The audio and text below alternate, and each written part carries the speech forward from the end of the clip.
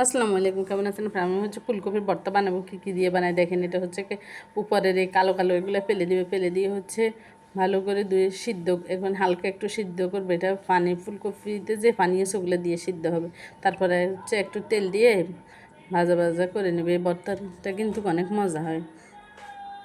এখন হচ্ছে আমি এখানে শুকনো মরিচ নিয়ে নিলাম, ছোটো চিংড়ি নিয়েছি। ফুলকপিগুলো হচ্ছে সিদ্ধ হওয়া শেষ। এখানে আমি একটু সয়াবিন তেল দিয়ে এগুলো একটু অল্প পরিমাণে সয়াবিন তেল দিয়ে ভেজে নিচ্ছি। এখন বাজার শেষ। আমি হচ্ছে শুকনো মরিচগুলো ভাজলাম, পেঁয়াজ রসুন ভাজলাম, চিংড়িগুলো ভাজতেছি। আমি 2 রকমের ভর্তা বানাবো, তো এখানে শুটকি ভাজলাম।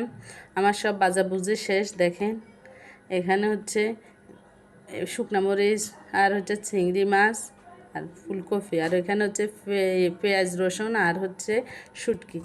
এখন দোনোটা দিয়ে ভর্তা বানাবো। আমি একটু রোজা রাখছি, তো ভাত খাইতে মন চাইতেছে ভর্তা দিয়ে। তো এটা হচ্ছে নতুন ব্লেন্ডার, এটা দিয়ে হচ্ছে ফুলকপির ভর্তাটা করলাম। কেমন হয়েছে কমেন্টস করে জানাবেন। আমার মেশিনটা কিন্তু অনেক ভালো কাজ করতেছে, সার্ভিস দিতেছে ভালোই সুন্দর। এটা আসলে আমার বোনের জন্য কিনে এনেছি। আমি একটু ট্রাই করে দেখতেছি। আমার ভর্তা বানানো শেষ। দেখেন কীরকম হয়েছে।